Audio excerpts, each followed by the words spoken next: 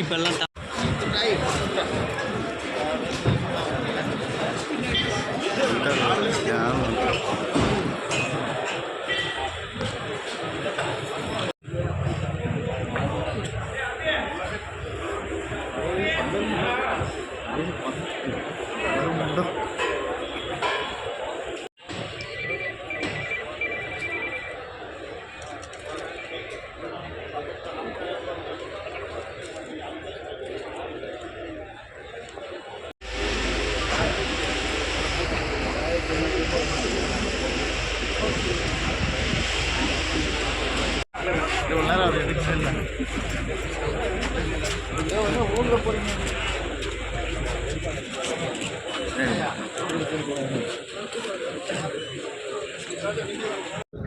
இன்றைக்கு ஒரு விவசாய விஷயம் ஒரு வருமா வராதா இதை வைத்து அரசியல் செய்கின்ற அரசியல் செய்து கொண்டிருந்தார்கள். புயல் நிவாரணம் வருமா வரல போல என்று.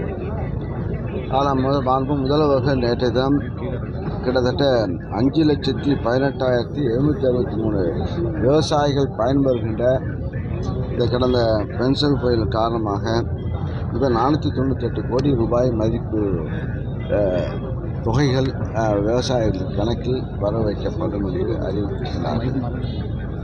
அவர் அறிவித்த அறிவிப்பின் அடிப்படையில் கணக்கெடுக்கின்ற பணி முழுமையடைந்து எல்லா துறையும் கிட்டத்தட்ட 18 மாவட்டங்களில் இது போன்ற புயல் வெள்ளத்தால் பாதிக்கப்பட்டு அதன் காரணமாக அந்த உடனடியாக அறிவிப்பு அறிவித்தார்கள்.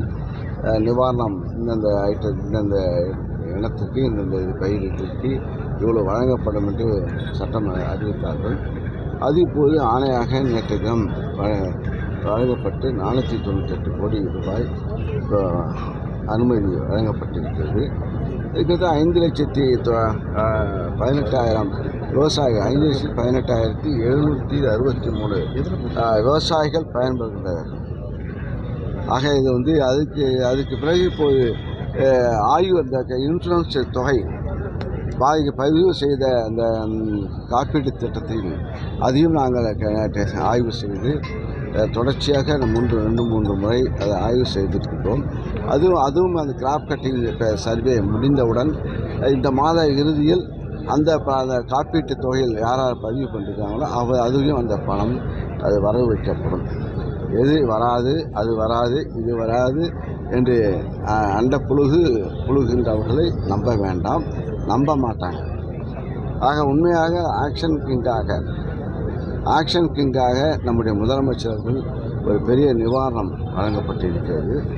இது விவசாயிகள் அவருடைய துயரத்தில் இது ஒரு ஆறுதல் அளிக்கின்ற ஒரு நிகழ்வாக விவசாயிகள் இதுவரை இந்த பட்ஜெட்டுடைய பலன் தமிழகம் முழுவதும் விவசாயிகளுக்கு எந்தெந்த இடர்பாடு வந்தாலும் அதுக்குரிய உடனடியாக நடவடிக்கை எடுத்து அவர்களுக்கு களத்திலே இருக்கின்ற காரணத்தால் முதல்வர்கள் களத்திலே இருக்கின்ற காரணத்தால் களத்துடைய உண்மைத்தன்மை புரிந்த காரணத்தால் அதை இது போன்ற அறிவிப்புகள் இது போன்ற திட்டங்களை கடந்த காலங்களில் இது எவ்வளவு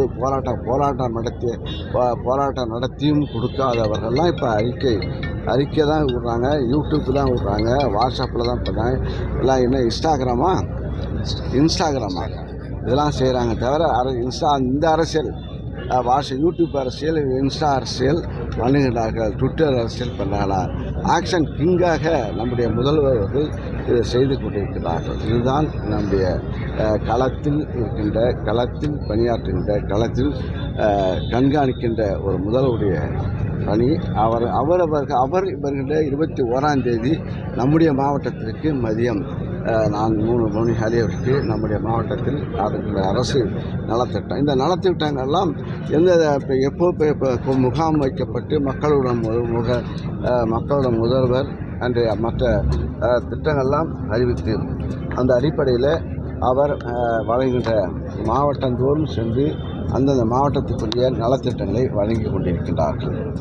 ஆக இந்த மாவட்டத்துக்கு ஏற்பட்ட இந்த மாவட்டத்துக்கு அதிகமான விவசாயிகளுக்கு, ஏன்னா இந்த மாவட்டம் கடலூர் மாவட்டம், விழுப்புரம் மாவட்டம், திருவண்ணாமலை மாவட்டம் இதெல்லாம் அதிகமாக பாதிக்கப்பட்டது. இந்த மாவட்டத்துக்கெல்லாம் உடனடியாக அவருடைய கோரிக்கையை ஏற்று பெருந்தொகை இந்த மாவட்டத்துக்கு, கடலூர் மாவட்டத்துக்கு கொடுத்திருக்கிறார்கள். அதுவும் நன்றிக்குரிய இந்த மாவட்டத்து விவசாயிகள் நன்றிக்குரியவராக இருப்பார்கள்.